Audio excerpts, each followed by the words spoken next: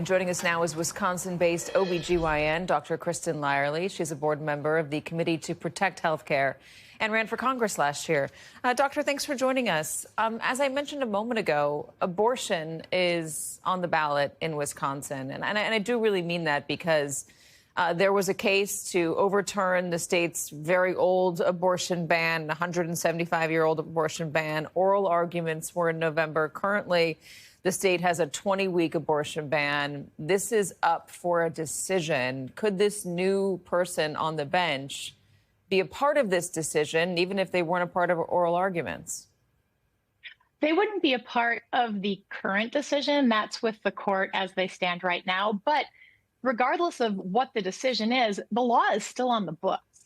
So if Brad Schimel were to be elected, there would be someone who would come at it from a different angle. And Brad Schimel has been very clear about how he would rule. He has said, these are his words, what is flawed about the 1849 criminal abortion ban that has no exceptions for rape or incest or even the health of the mother?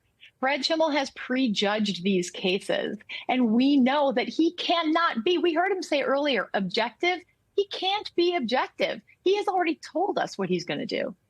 Can a case come back to the Supreme Court if the Supreme Court already rules on the abortion ban? How does that happen?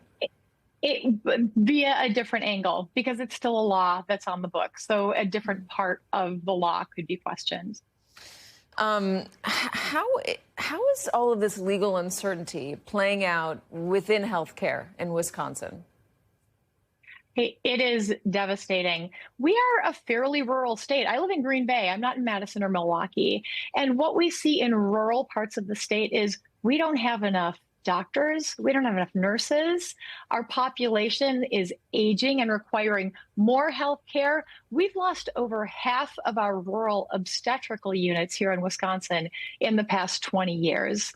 We're suffering. People can't get access to health care. And Brad Schimel was the guy, when he was the attorney general a few years back, he was the guy who led the charge to repeal the Affordable Care Act, which would take health care away from over 300,000 Wisconsinites.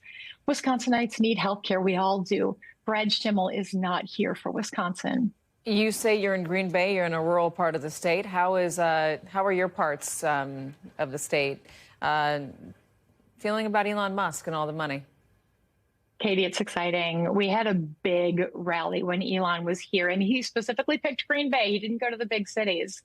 There were over 1,000 people from Northeast Wisconsin. They weren't bussed in from anywhere. They weren't paid. They were people I know. I'm from this area originally. These are my people. And I've never seen Green Bay folks as angry and motivated and fired up, other than at a Packer game, as they were when Elon Musk was there. They're mad. They're frustrated. They see what he's doing to our government.